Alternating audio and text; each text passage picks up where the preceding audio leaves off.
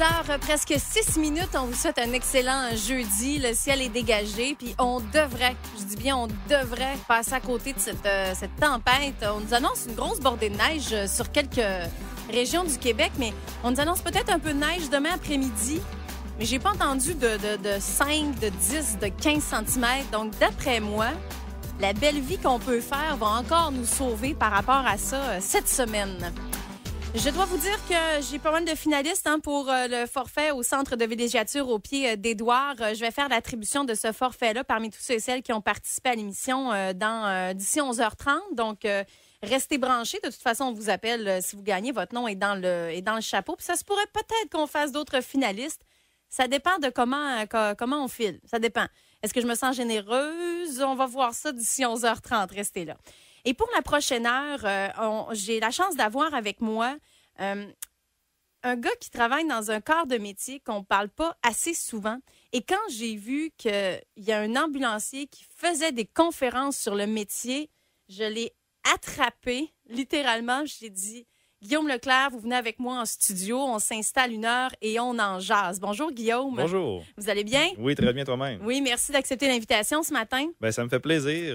C'est une super belle invitation que j'ai eue, puis je vais la saisir à 100%. Bien, je dis que je l'ai saisi parce que c'est vrai que c'est un métier qu'on sait qu'on est toujours content de vous voir arriver. Ça, c'est indéniable. Une chance que ce corps de métier-là existe aussi. Il y a eu beaucoup d'évolutions dans le métier également. Oui, absolument. Mais il y a personne nécessairement qui va nous en jaser puis qui va aller au-devant pour faire les conférences sur le métier. Puis je trouve ça dommage parce qu'on n'en jase pas assez souvent. Les gens sont pas assez sensibilisés à tout ce que vous pouvez faire. Vous n'arrivez pas juste sur des lieux d'un événement comme ça, à brûle-pourpoint. C'est les dessous du métier d'ambulancier. Je suis contente qu'on puisse en jaser ce matin parce qu'il y a beaucoup d'affaires à dire. Oui, absolument. Absolument. OK. Et pourquoi, Guillaume, vous avez décidé à un moment donné de dire, tiens, moi, je vais faire des conférences sur le métier, je vais parler de ce que je fais. Pourquoi avoir senti le besoin de faire ça? C'est complètement un hasard. Depuis que j'ai commencé à être ambulancier, je me suis rendu compte que dans les médias, on est un petit peu absent. On parle souvent des policiers, des pompiers qui sont là, qui ont le représentant dans les médias, tout ça. Oui. Puis c'est bien, mais nous, on n'en a pas. Dernièrement, j'ai été approché par la QDR à Saint-Félicien pour faire justement une petite exposé sur le métier comme ça. Puis il y avait eu, dans les médias à ce moment-là, un dossier qui faisait beaucoup parler qui était le constat de décès à distance. Oui. Puis la dame m'avait dit, est-ce que tu pourrais nous expliquer un petit peu c'est quoi? Parce que là, il y a beaucoup de gens qui se posent des questions, puis ça jase beaucoup, puis tout ça. Donc, je lui ai monté une petite projection PowerPoint, puis ça que je lui ai présenté dans un déjeuner-conférence comme ça. Ça a duré environ 45 minutes, là, vite fait. Puis finalement, j'ai eu de la misère à m'éclairer en bas d'une heure et demie, là, 1h45. Il a fallu que je coupe parce que j'ai eu beaucoup de questions. Ah oui? Puis étonnamment, où j'ai eu le moins de questions, c'est au niveau du constat de décès à distance. J'ai expliqué le protocole en soi, ce qu'on faisait avant et ce qu'on fait maintenant. Et puis les gens ont tout de suite compris, ouais, ben c'est pas fou. On n'a plus d'autres questions, on passe à d'autres choses. Est-ce qu'on le règle tout de suite, justement, tant qu'à être là? Le constat de décès, ça marche comment? On peut-tu... Oui, on peut régler ça tout de suite. On va le régler. OK, excellent. Ben écoute, je te fais un petit résumé, si tu veux, comment ça fonctionnait avant. Donc, nous, lorsqu'on reçoit un appel pour une personne qui est en arrêt cardiaque, oui. Là, on parle avant le constat de décès à distance. On se présente sur les lieux. Lorsqu'on constate que la personne est bel et bien en arrêt cardiaque, on doit faire un protocole au complet. En fait, c'est un protocole qui va nécessiter des manœuvres cardiaques, donc de la réanimation, l'intubation du patient, les tentatives de défibrillation. Donc, si on regarde là, ce processus-là, grosso modo, c'est entre 12 à 15 minutes, là, grosso modo, pour faire le protocole au complet. OK. À ce moment-là, si on a les critères pour le faire, si ça fait 15 minutes qu'on fait des manœuvres et puis qu'il n'y a rien qui fonctionne, et puis que la personne est toujours en arrêt cardiaque, et selon une liste de signes et symptômes qu'on doit avoir. Donc, la personne doit être en asystolie, là, la ligne droite qu'on voit au moniteur, là, comme on voit dans les films. Là. De temps en temps, ça fait pip. Oui, c'est ça. Il est revenu parmi nous. C'est ça. Oui. Mais là, ça ne doit pas le faire, OK? Si on veut faire... le constat à distance. Exactement. OK, là, on parle que la personne est en asystolie. Donc, on a une autre liste. Je ne nommerai pas tout ce matin, là, mais on a un protocole bien précis. Et puis, si on rencontre tous ces critères-là, on va pouvoir arrêter les manœuvres. Donc, expliquer à la famille qu'il est trop tard, que tout a été tenté, que la personne était trop malade, qu'il est impossible de la ramener. Et à ce moment-là, on arrête les manœuvres, on laisse la famille se recueillir, on remplit nos papiers, on va mettre le corps dans une housse mortuaire et on va le transporter à l'hôpital. À l'hôpital, à ce moment-là, ils vont faire le constat de décès. Le médecin va faire le constat de décès à l'hôpital. Donc, lui, il lâche ses patients dans les salles, si tu veux, à l'urgence. Il doit se déplacer dans la salle de stabilisation pour aller constater le décès. Lui, ça peut prendre entre 20 à 30 minutes environ. Constater un décès, remplir les papiers et tout ça. Donc, là, ça, c'est le avant. Okay? On peut partir, exemple, du secteur où je travaille, donc, mettons Saint-Félicien, on va chercher un corps à l'Adoré. Exemple, on fait nos manœuvres, tout ça. Donc, on prend le corps à l'Adoré, on l'emmène à Roberval, à l'hôpital. À ce moment-là, le corps va être pris en charge par la maison funéraire ensuite, lorsque le constat de décès va avoir été fait. La maison funéraire va partir, exemple, de Saint-Félicien, aller chercher le corps à Roberval, le ramener à la maison funéraire. OK? Oui. Présentement, comment ça se passe depuis qu'on a le constat de décès à distance? Lorsqu'on arrête les manœuvres. OK? Il y a quand même, là, tout est fait. Les manœuvres sont faites, l'intubation est faite. Le 12 à 15 minutes de massage et tentative de défibrillation est faite. Quand vous êtes sur les lieux, là, quand les ambulanciers vont sur les lieux, absolument. Le 12-15 minutes que vous me parliez tantôt, oui, c'est réglé, l'intubation est faite, le massage, on a tout essayé. C'est ça. Tout est fait là, comme c'était fait avant. Il n'y a rien qui change. La seule chose qui va changer, c'est lorsqu'on arrête les manœuvres. OK? On va expliquer à la famille, bon, comme on a fait au début, on va expliquer qu'il est trop tard, tout ça, il n'y a plus rien à faire. À ce moment-là, il va y avoir un processus qui va s'enclencher. Nous, on fait un contact médical dans un hôpital à Québec. Là, si je ne me souviens pas, c'est le CH Lévis, mais je ne suis pas certain de l'hôpital.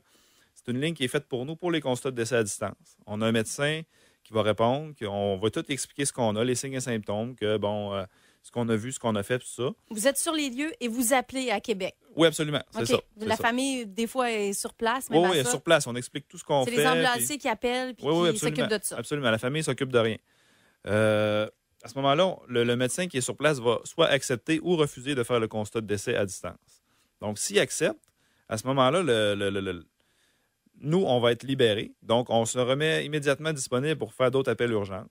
Exemple, s'il rentre un autre arrêt cardiaque ou peu importe, un accident de la route, on va pouvoir se libérer et aller sur cet accident-là. Vous laissez le patient sur place, je pense que c'est le salon funéraire qui va venir le chercher. Exactement. Donc, vous, le temps là, est compté pour vous, puis vous êtes disponible pour faire autre chose. On est disponible. Okay. Mais évidemment, on ne laissera jamais personne toute seule. Tu sais, si la panique est poignée sur place, on ne dira pas, bon, ben c'est beau, nous autres, on est libres, on se lave les mains et on s'en va. Ciao, bye, le coroner s'en vient ou la maison funéraire s'en vient. Exactement. Fait qu'on va toujours soit avoir des policiers avec nous ou on va demander des membres de la famille, bon, avez-vous un fils, une fille, on peut les appeler, on va attendre que le monde arrive, on ne fera pas ça en sauvage, on s'en va pas comme ça, puis en laissant la maison sans dessus-dessous, puis là, on fait ça dans les règles de l'art. On peut installer même le corps où ce que la famille va nous le dire. On peut vous le mettre sur le divan avec une petite couverture. On ne laissera pas la personne dans le milieu de la place. Puis tout ça.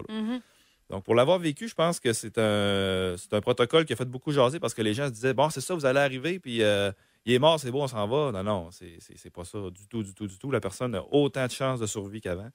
Le protocole se fait de la même façon. La seule différence, c'est soit que la personne va partir dans un camion jaune ou dans un camion noir. De toute façon, ce que je vois aussi, c'est que vous ne monopolisez pas un médecin à l'hôpital, comme, mettons, c'était le cas, on va à Jonquière ou à Chicoutimi ou Roberval ou peu importe. Là, on ne doit pas avoir le médecin, que ça y prend 30 minutes juste pour constater le décès. Ça se fait à distance avec un médecin qui est sur place pour ça à Québec. C'est ça, exactement. Bon. C'est réglé? C'est réglé. Là, vous me disiez, Guillaume, que quand vous aviez fait votre conférence sur ce sujet-là, vous aviez monté un petit PowerPoint pour parler de tout comment ça se passait, le constat de décès, tout ça.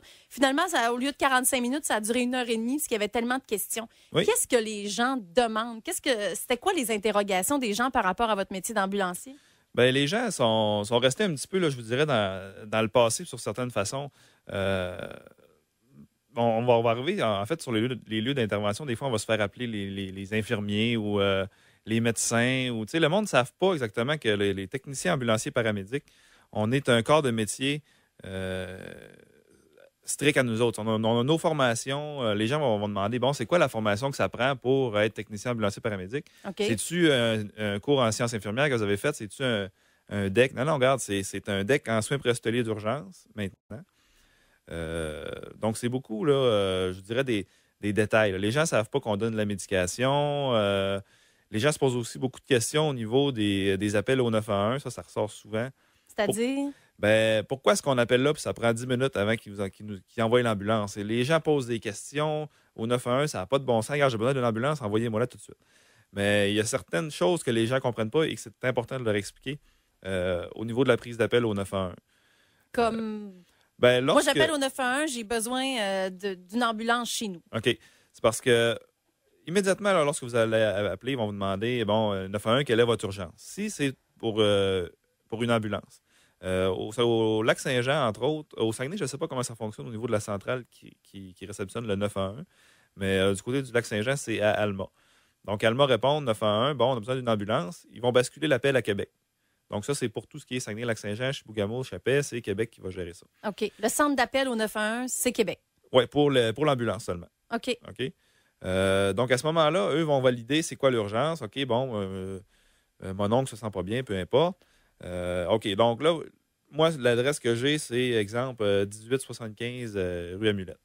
Oui, c'est ça. Bon, OK, qu'est-ce qui se passe? Là, blablabla, il y a un grand questionnaire qui commence. Mais à partir du moment où ils vont avoir pris l'adresse puis confirmé l'adresse, l'ambulance va être en pré-alerte, si on veut. Nous, on va avoir l'appel dans notre véhicule. Ça va nous dire, vous avez une appel à telle adresse. Rendez-vous tranquillement, sans gyrophare, sans sirène. On ne sait pas encore ce qui se passe, mais mettez-vous immédiatement en direction. OK.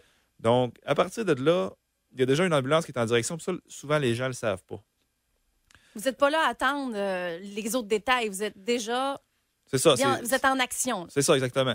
Puis même des fois, si ça rentre tout de suite en prise d'appel, ils savent que c'est urgent. Bon, il est tombé, il n'a plus l'air à respirer. Bon, ben, ils vont nous envoyer tout de suite en priorité 1, donc en urgence, mais on ne saura pas ce qui se passe. Okay. Et ensuite de ça, les détails vont arriver tranquillement, pas vite, dans l'ambulance. Pendant que vous êtes en direction, on vous donne les détails de qu'est-ce qui se passe, où est-ce que vous allez. Exactement.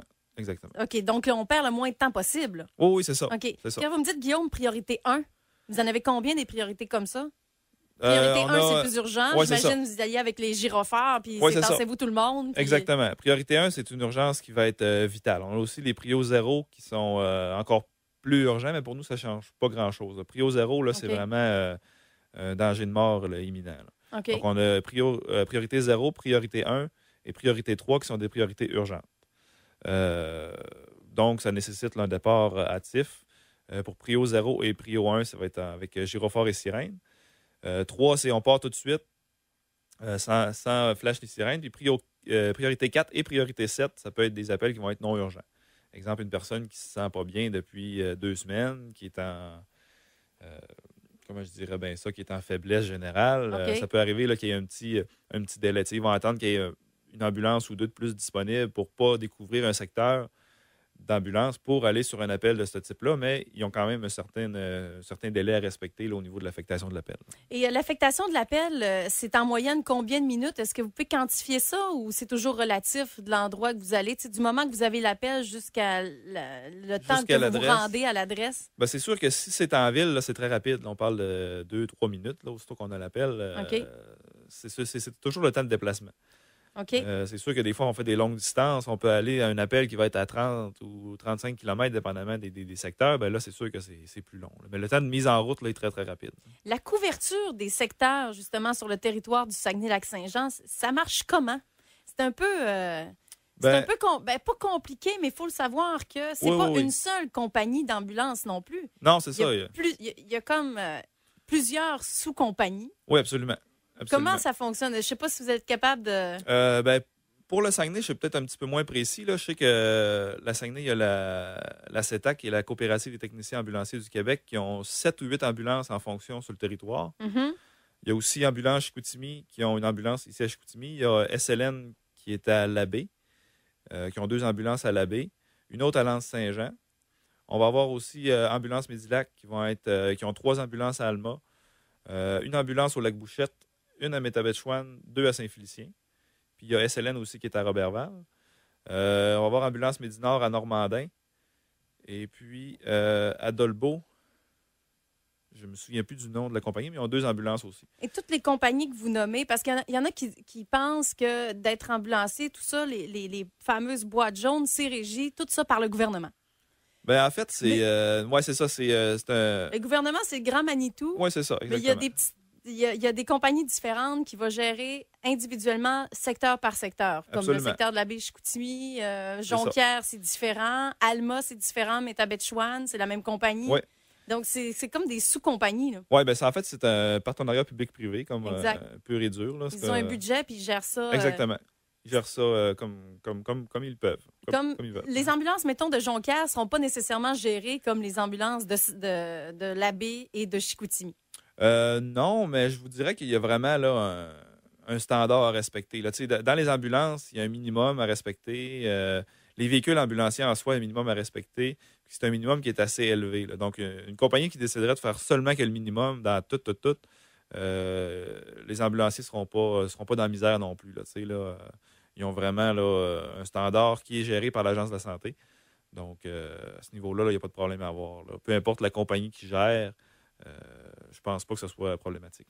OK. Et comment ça fonctionne pour avoir un poste là, en tant qu'ambulancier? Vous, ça fait combien de temps que vous êtes dans le domaine? Moi, ça fait un petit peu plus de 4 ans. OK, 4 ans. Est-ce que vous avez un poste actuellement? Je viens d'en avoir un, oui. Ah oui? Je viens tout juste d'avoir ma permanence. Félicitations. Merci. Mais c'est un peu compliqué, j'imagine, ça. Il y a des listes à respecter, tout ça. Oui, comment ça fonctionne? Ça peut être assez long. Mais tu sais, c'est... Comment je dirais bien ça? Il y a plusieurs temps partiels qui vont travailler sur des horaires différents, jour, soir, nuit. Donc, c'est sûr que quand on commence, il faut être disponible, il faut vouloir en faire. Il y a beaucoup d'attentes. Les postes à temps plein sont pas mal tous comblés. Avec la nouvelle convention collective, ce qu'on a essayé de faire, c'est de bonifier les retraites justement pour que les plus anciens puissent partir à la retraite la tête haute. Là. Parce que là, il y en a qui sont prêts à partir, mais de par le fonds de pension qui n'ont pas été payés là, dans les années antérieures, parce que c'était géré un petit peu là, à la va comme je te pousse, si tu veux, là, dans le temps. Là. Donc, ce qu'on a essayé, c'est justement d'envoyer nos vétérans là, en retraite bien méritée pour que les plus jeunes puissent prendre la place. OK. Ça a évolué, le métier d'ambulancier, quand même. Hein? J'y Oui. vois comme je te pousse. Oui. Avant, c'était pas ça. Là. Ah non. Avant ça, on prend comme exemple, là, à Saint-Félicien, on a un ambulancier qui travaille encore présentement. Puis lui, il a commencé, il était chauffeur de taxi. Puis il travaillait pour la maison funéraire aussi. Puis lorsqu'il y avait un appel d'ambulance, le cellulaire, en fait, en ce temps-là, c'était un Padjet. Là. Oui. Parce que le cellulaire, c'était plus ou moins fréquent. Un Padjet, c'est archaïque, ça. Oui, c'est ça. Moi, j'essaie de me rappeler l'époque. Oui. Donc, il était demandé pour un appel d'ambulance. Donc, il allait stationner le taxi. S'il y avait un patient pas un patient à ce moment-là, un client dans son taxi plutôt, il allait porter le client. Il allait chercher l'ambulance. Il partait tout seul à bord de son... En fait, qui était comme un corbillard transformé un peu en ambulance. OK. Il partait tout seul. S'il savait que c'était une grosse intervention, puis il voyait quelqu'un sur le bord du chemin, puis « Hey, toi, t'as-tu peur du sang ou t'es-tu à l'aise? Je m'envoie sur un appel d'ambulance, viens-tu? » Tu l'embarques? Oui, c'est beau, viens-t'en. Absolument, c'était comme ça. Là. Mais voyons donc. Puis on parle pas des années 1800, là. Mais voyons donc. Fait que là, il arrivait chez la patiente ou le patient, embarque ça dans l'ambulance, une petite serviette d'eau froide dans le front, puis il retourne en avant conduire. Puis si on est chanceux, il va être en vie à l'hôpital. Ah oui, hein? Oh, oui. On ne sait pas qu'est-ce qu'il y a, on peut pas faire de manœuvre, rien, parce qu'on ne sait pas trop C'est comment ça, faire. C'est ça. C'est comme juste un taxi qui ramasse Absolument. le patient et qui l'amène à l'hôpital. Absolument. Puis il y a encore des gens qui nous perçoivent comme ça. On arrive sur des lieux d'intervention, puis les gens disent « Non, on part avec, amène-les, le go. Non, écoutez, monsieur, nous autres, on a des protocoles à faire, on a des examens à faire, on peut faire des électrocardiogrammes sur place, on peut donner de la médication déjà. Donc, il y a déjà un traitement qui est pré-hospitalier, si on veut, qui est commencé, là, contrairement à avant. Mais la formation a évolué énormément aussi, oui, là, oui, parce beaucoup. que là, on vous forme, on vous organise tout ça, on vous a monté une convention. Oui, absolument. Une belle convention, même si là, vous êtes en train de négocier certaines choses qui tardent là, encore. Et justement, les choses qui tardent, on pourra en reparler tantôt, mais... Oui, bien, au niveau de la convention, je pense que c'est les textes surtout qui étaient à être évalués. Là. Je pense qu'il y a eu une bonne entente là, à ce niveau-là. Ça devrait être signé prochainement. Ça avance. Oui, ça avance. Oui. OK, excellent, excellent. Guillaume Leclerc est avec nous. Il est ambulancier. Il nous parle de son métier. Guillaume, je vous garde encore avec moi jusqu'à 11h. Pas de problème. Il y a bien des affaires que je veux vous jaser. Le côté très humain également du métier d'ambulancier. On y reviendra. Vous avez des questions pour Guillaume? Gênez-vous pas. 545-9830, 545-9830. Vous avez des questions concernant ce métier? Gênez-vous surtout pas. 10h presque 25 minutes. On fait la pause. On a des informations qui s'en viennent et on jase ensemble jusqu'à 11h30. Guillaume, on a fait le tour du métier tantôt quand même. Oui. On a mis la table comme il faut, à savoir comment ça fonctionnait, le principe de l'appel, quand vous rendiez sur place et ainsi de suite. Donc là, on a parlé des petites affaires tranquilles. OK. Hein? Là, c'est là que je passe au cash. Oui, là, Guillaume, là, faut s'atteler. Non, sincèrement, être ambulancier, c'est pas juste parce qu'on parlait de l'époque, de comment c'était que le gars était un chauffeur de taxi, puis c'était lui qui était appelé pour aller chercher le patient, l'amener à l'hôpital, puis c'était juste un petit peu le taxi qui faisait en Absolument, fin de compte. Là, ça a nettement évolué. Oui, ça a évolué. Nettement évolué dans vous donnez les médicaments, dans les interventions que vous faites quand vous arrivez sur les lieux, mais aussi du côté humain. Hein? Moral, psychologique. Quand vous arrivez sur les lieux d'un accident, il y en a des pas si pires, puis à la limite, c'est drôle comment tu as tombé, tu as juste une petite fracture du pied, ça va se régler. Mais il y a d'autres cas que c'est plus difficile.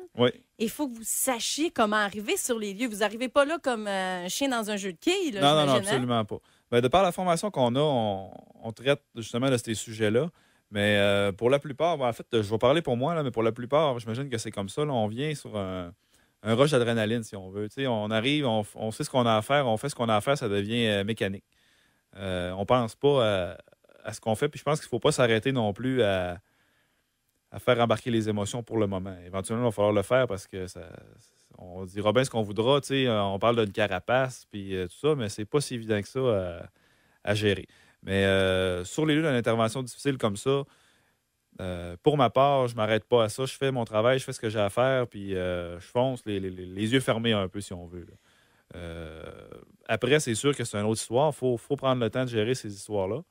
Il faut vivre les émotions, parce qu'on j'écoutais tantôt dans la première partie, des émotions foulées, un moment donné, le bouchon saute. Les émotions ont-ils un impact sur votre santé, effectivement? Oui, absolument. Il y en a une, définitivement. Mais d'arriver sur les lieux puis de garder le contrôle, comment on fait pour garder le focus? Là, on parle du rush d'adrénaline, c'est ça qui nous sauve un peu. Parce que là, vous arrivez sur les lieux d'un accident, mettons, je sais pas, un motoneigiste qui est mal pris, la motoneige a complètement basculé, il est pris en dessous, il est déchiré d'un peu partout. Écoute, des fois, t'arrives, c'est pas évident. Là. Non, absolument pas. Mais de par le rush d'adrénaline, ça nous garde focus.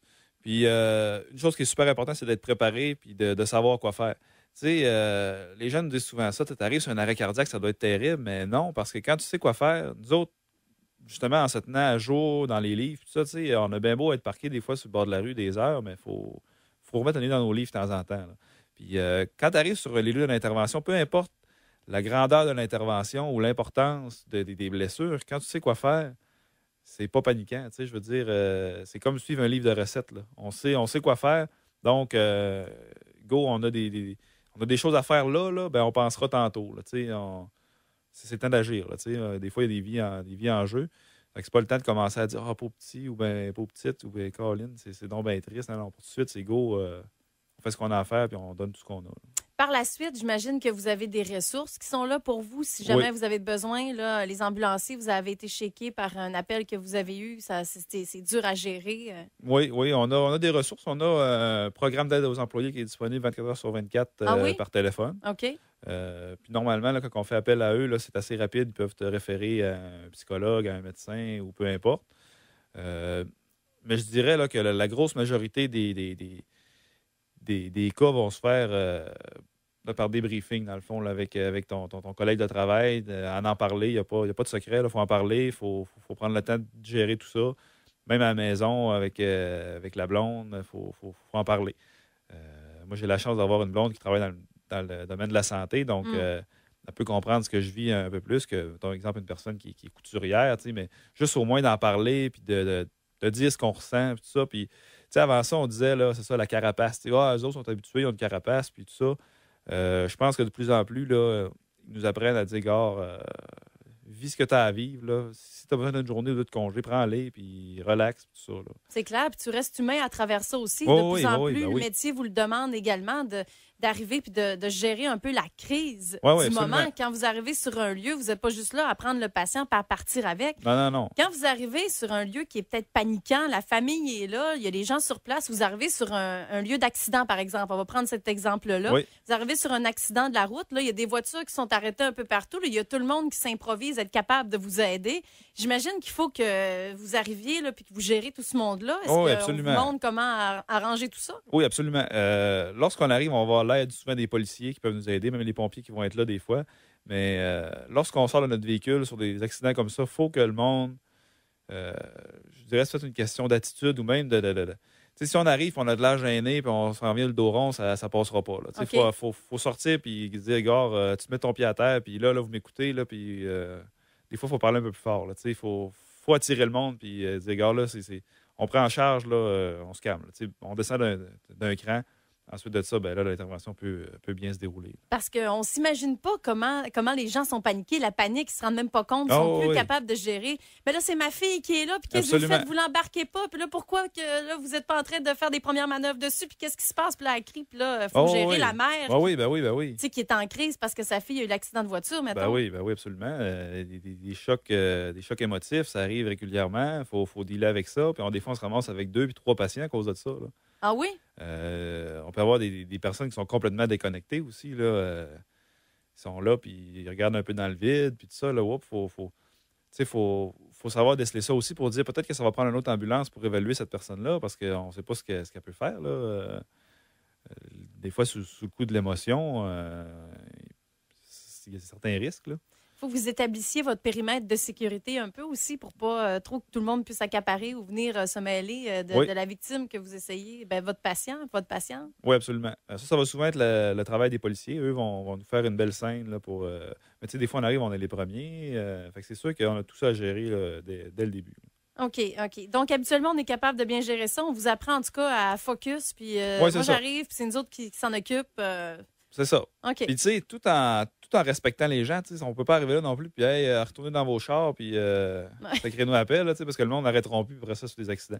Ce qu'on va faire souvent, c'est au début, essayer de calmer la place, puis les occuper. Tu sais, occuper les gens qui vont nous tourner autour, là, garde.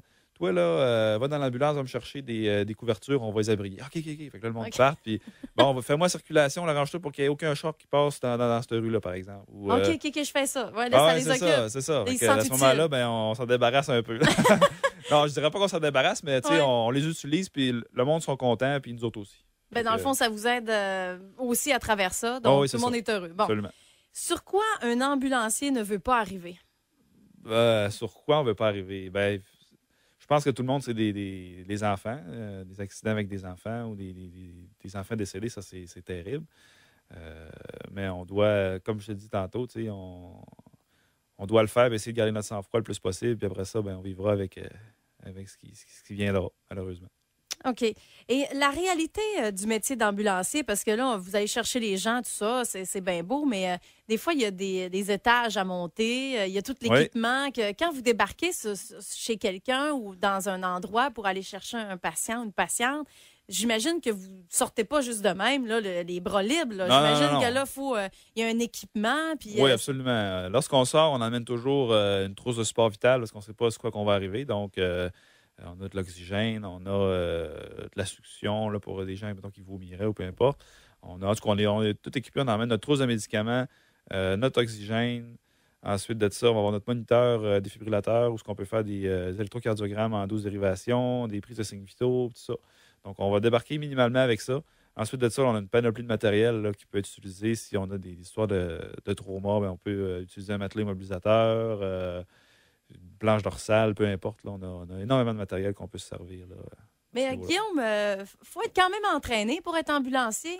Traîner tout l'équipement, des fois, avec les civières, c'est pas tout le monde qui pèse 100 livres non plus. Non, pas effectivement, tous les patients qui pèsent 100 livres. Non. Ça prend une bonne forme physique, oui.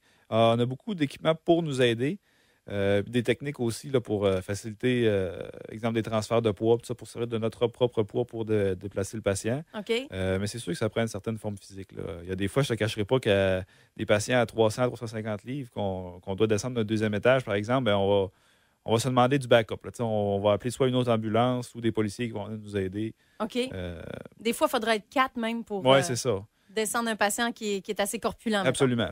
Pas le choix. Parce que là, de vous avoir blessé, c'est pas mieux? Non, c'est pas mieux non plus. Puis ce qui joue un petit peu contre nous, c'est que souvent, on va faire, on peut faire 1 ou 2 appels en ligne, 3 appels, mais des fois, on va avoir des heures entre les appels. Donc là, on est assis, les muscles ne sont pas réchauffés. Mm-hmm. Puis là, on a un appel, poung, le RAO sonne, l'ordinateur, en fait, dans le véhicule sonne. Là, il faut se rendre à une adresse, puis là, on se met à forcer avec des maux de dos, puis tout ça, il y en a beaucoup. OK. Mais c'est sûr que les mutuelles de prévention travaillent là-dessus pour essayer, justement, de trouver des techniques, puis d'essayer de sortir du véhicule de temps en temps, aller marcher pour se dégourdir un petit peu. éviter des blessures, justement. Guillaume Leclerc est avec nous en studio. Il est ambulancier. Il nous parle de son métier. Vous avez des questions pour lui. Il ne faut pas se gêner. 545-9830, 545-9830. Faire une petite pause, Guillaume. Ça marche. Les temps météo s'en viennent et on vous revient dans un moment. Bougez pas. Avec nous en studio, Guillaume Leclerc, qui est ambulancier, qui nous fait le plaisir de venir s'installer 1 heure avec nous. Merci beaucoup, Guillaume. Ben, ça me fait plaisir. C'est moi qui est heureux de ça ce matin. Ben oui, de parler du métier d'ambulancier. Enfin, il y a quelqu'un qui donne des conférences puis qui parle de sa passion. Ben oui. Ben, c'est ça. Hein, c'est un métier, mais avant tout, je pense que c'est un métier de passion. L'ambulance, on ne peut pas faire ça pour la paye parce que, effectivement, avec les années, on a une meilleure convention qui était avant, mais c'est tellement un travail qu'il faut aimer parce que, de par sa complexité, puis justement, des fois, on fait des appels, des fois, on n'en fait pas. Des fois, là, on se garocherait dans les murs tellement que ça roule, puis il y a d'autres fois qu'on ne fait rien pendant 12 heures au complet. Mm-hmm. Donc, il faut vraiment aimer ce qu'on fait. C'est des chiffres de 12 heures maintenant. Parce que, oui, pour la plupart, oui. À un certain moment donné, c'était 24 heures, Oui, c'est ça. Sur appel, on ne sait pas trop. Oui, absolument. Ça, on est encore en projet pilote. Ça devrait se régler prochainement pour avoir toutes les ambulances à l'heure. Donc, tout le temps des ambulanciers dans les véhicules. C'est beaucoup plus rapide que les gens qui étaient couchés à la maison ou en train de tourner le pelouse ou étaient appelés et devaient aller chercher l'ambulance. Il y a encore plusieurs places au Québec que c'est comme ça, malheureusement. Ça devrait évoluer avec le temps, je l'espère. Ici, au Lac-Saint-Jean, on est encore en projet pilote, donc on n'est pas assuré que ça continue, mais on espère tous là, que ça va devenir comme ça là, à temps plein éventuellement. Guillaume, de vous avoir en studio avec nous, c'est le fun parce qu'on peut aussi poser des questions à lesquelles on n'a pas tout le temps des réponses et tout ça, la réalité du métier, puis comment ça se passe. Il y a un certain mythe que j'aimerais qu'on casse, à savoir que si on appelle l'ambulance, on va passer en priorité quand on va arriver à l'urgence. C'est-tu vrai, ça? Pas du tout. Non, OK. Le triage se fait de la même façon. Souvent, ça va être en arrière, par contre, là, dans une petite salle à part. Si les infirmières jugent que la personne peut marcher et aller s'asseoir dans la salle d'attente, ça peut arriver que la personne, s'est arrivée en ambulance, va devoir sortir de l'ambulance, marcher jusqu'à la salle d'attente et s'asseoir là. C'est important de se préciser aussi que l'ambulance, on n'est pas toujours en urgence. Lorsque nous, on fait notre évaluation du patient qui est stable et tout ça, on va s'en aller à l'hôpital tranquillement, pas vite, comme un véhicule normal en suivant le trafic. OK. Et ensuite de ça, rendu à l'hôpital, ils vont passer au triage, puis ils peuvent attendre 2, 3, 4, 5 heures, dépendamment de la situation. Mais ça va avec l'évaluation là, que l'infirmière va faire là-bas. Quand est-ce que vous mettez la gomme? Quand est-ce qu'on met la gomme? Ouais, quand est-ce qu'on ne suit plus le trafic en ambulance? Ça va être tous les patients qui sont instables ou qui peuvent avoir des risques de détérioration immédiate. Donc, on parle, l'exemple d'un accidenté qui pourrait avoir une tension artérielle qui commence à chuter. Donc, on peut penser qu'il peut peut-être avoir une hémorragie interne ou des choses comme ça. Aussitôt que des gens vont être en altération de l'état de conscience, donc qui vont être somnolents ou inconscients, ça, c'est des lumières qui allument, là, puis il faut aller en urgence. Tout ce qui est signes vitaux qui est instable, dans le fond, là, qui sort de la normale. Là. Est-ce que les gens réagissent plutôt bien sur la route? Est-ce qu'ils vous laissent le passage? Est-ce que... C'est de mieux en mieux, je dirais. Là. Okay. Les gens, des fois, ne savent pas quoi faire. Ils vont mettre les freins ou vont accélérer. Ou, ce qu'on peut dire aux gens, tassez-vous à droite, on va se faire un chemin. OK, tassez-vous à droite. Ouais, ralentissez, tassez-vous à droite, puis on va... Bon. Au lieu d'essayer, des fois, le monde essaye de... Bon, je vais me tasser, je vais prendre l'autre voie pour essayer de les laisser passer. Tassez-vous dans l'accotement, à droite ou à gauche, dépendamment là, de la situation, là, mais souvent, ça va être à droite. Tassez-vous à droite, puis on va se faufiler. OK. Combien ça coûte, le service d'ambulance, là, quand on décide là, qu'on en a besoin? Qu'on appelle l'ambulance, nous, on n'est pas au courant de ça. Et je pense que c'est un peu un plus parce que les gens vont souvent nous demander la question, vont hésiter. Bon, là, si je prends l'ambulance, ça va coûter cher, tout ça. Donc, nous, c'est pas notre mandat d'expliquer la facturation. Je sais que c'est des chiffres qui sont accessibles. Oui, je viens de le googler, là, de justement Guillaume. Là. Tarif de base, 125 plus 1,75 du kilomètre parcouru du lieu de la prise en charge au lieu de destination. OK, c'est ça. Fait que c'est ça. Il y a un prix de base plus temps du kilomètre. OK. Donc, si on a de 0 à 64 ans, on doit assumer le coût du transport en ambulance. Et si on a 65 ans et plus, qu'il y a certaines conditions aussi victimes d'un accident de la route, ça, on ne paiera pas les frais. Oui. OK. Les 65 ans et plus ne paient plus les frais. OK. Ça m'amène à vous poser la question, Guillaume. Oui. Avez-vous des abonnés? Avez-vous des abonnés à l'ambulance, là? Des 65 ans et plus qui ne payent pas puis qui ont juste besoin d'avoir une petite présence? Oui, absolument. Ça, c'est sûr qu'il y en a. éventuellement, ça, c'est une opinion très, très, très personnelle, là. Dans ma tête à moi, l'ambulance ne devrait rien coûter lorsqu'il est nécessaire. OK? Tout le monde devrait payer aucun frais. Lorsque, exemple, le médecin à l'urgence pourrait dire oui, effectivement, c'était un transport qui était nécessaire. C'est pas comme ça, malheureusement. Il y a certains gens qui doivent payer de leur poche, même si le transport était nécessaire, et d'autres qui ne payent pas, même si le transport aurait pu se faire autrement. Nous, c'est délicat un petit peu de rentrer là-dedans parce que on n'est pas couvert par aucune loi. Si on peut pas dire aux patients, regarde, reste chez vous, là, ça ne nécessite pas un transport d'ambulance. Si OK. on est appelé sur un ongle incarné, puis la personne demande à être transportée, ben moi, je dois la transporter et faire mon protocole au complet, ou si j'ai des soins particuliers à y amener, je dois le faire. OK. Ou sinon, vous 100%. faites signer, je crois, un refus de transport. Si, mettons, Ouais. une fois arrivé sur les lieux, la personne dit non, mais je veux pas. C'est ça. Si la personne change d'avis, elle peut signer un refus de transport. Donc, ça dégage la compagnie ambulancière et les paramédics de toute responsabilité là, par la suite. Comme des fois, on va être appelé sur un accident de la route. Les gens, il y a un gros accident, vite, vite, vite, appelez l'ambulance, la police, tout ça. Finalement, on arrive là, puis c'est un petit accrochage, juste de la tôle. Puis les gens disent non, regarde, je ne vais pas à l'hôpital. Là. OK. J'ai mal au pouce. Là, OK, bon, c'est beau. À ce moment-là, lorsque ça vient du patient, nous, on a une procédure à suivre et on va se décharger de la responsabilité, mais ça ne doit jamais venir de nous. Qu'est-ce que vous préférez de votre métier en terminant, Guillaume? Qu'est-ce qui vous Qu'est-ce que je passionne là-dedans?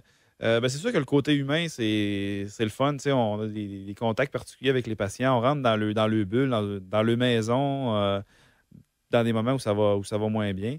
Mais ce que je préfère le plus, là, c'est de jamais savoir où est-ce qu'on s'en va. Des fois, on rentre le matin, on est en forme, on se dit aujourd'hui, il faudrait que ça roule. On veut en faire, puis finalement, on fait rien. Puis le lendemain matin, ben, on rentre, on est un petit peu plus fatigué, on a moins bien dormi. Puis là, ouais, ça, je prends une petite journée tranquille, puis là, ça part en fou, ça n'arrête pas. Fait qu'on ne sait jamais à quoi s'attendre, on sait jamais. On doit faire affaire avec des nouveaux-nés, avec des personnes âgées. Donc, entre tout ce monde-là, là, il y a plusieurs tranches d'âge, il y a plusieurs. C'est tout un des défis. Là, on ne sait jamais ce quoi qu'on s'en va. Puis c'est ça, il y a plusieurs. Comment je dirais bien ça? Plusieurs éventails d'interventions qu'on peut faire. Là. On doit être bon avec des cas de psychiatrie, on doit être bon pour faire des accouchements, des traumatismes.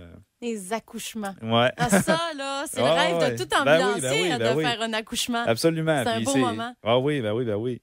Puis c'est pas des choses qu'on fait souvent, mais c'est des choses qu'on doit rester quand même alerte. Puis il faut. Si demain matin, ça arrive un accouchement avec des complications, tout le monde doit être à l'aise de le faire. Là. Donc, faut se tenir à jour. Faut se tenir à jour, c'est ça. Puis vous en avez souvent des formations, d'ailleurs, je pense. Hein? Oui. On a beaucoup de formations. Comme ce mois-ci, moi, j'en fais 2 avec l'Agence de la santé. On a régulièrement, peut-être 5 à 6 par année. Obligatoire que vous devez vous tenir à jour. Oui, absolument. Okay, et puis souvent, c'est des choses qui vont changer parce que dans le domaine de la santé, ce qui est bon hier ne sera peut-être pas bon demain. Là. Souvent, on va apprendre des protocoles. Oups, finalement, ils se sont rendus compte qu'ils ont trouvé quelque chose qui sera encore meilleur, ou on va revenir à l'ancienne méthode, ou c'est toujours en évolution, toujours en changement. Donc, il faut être ouvert à ça. Fait que là, Guillaume, vous allez être de plus en plus sollicité, d'après moi. Vous allez donner des conférences, peut-être, je sais pas, expliquer votre métier dans les écoles, ou éventuellement, vous voyez ça comment? Vous prenez ça au jour le jour, ou vous avez déjà... Oui, je prends ça au jour le jour parce que, comme je t'expliquais un petit peu, c'est un peu un hasard tout ça. Là. J'ai un pied dans la porte, je trouve ça le fun. C'est quelque chose que j'aime ça discuter de ça. Je pense que d'après les conférences que j'ai faites, le monde me dit que j'ai de l'air passionné, j'ai de la facilité à leur transmettre ma passion. Ben, tant mieux. Si ça peut aider les gens à mieux comprendre ce qu'on fait puis avoir confiance aussi en le personnel sur place, ben, tant mieux. Guillaume Leclerc, merci beaucoup d'avoir pris le temps de venir nous faire une conférence privée ce matin. Ben oui, ça me fait plaisir. D'être venu jaser de votre métier qui est ambulancier. Merci beaucoup. Puis je vous souhaite une belle continuité là-dedans. Ben merci beaucoup. Merci d'être là. Ça fait plaisir. 10h58, on fait une petite pause et on jase ensemble jusqu'à 11h30. Bougez pas.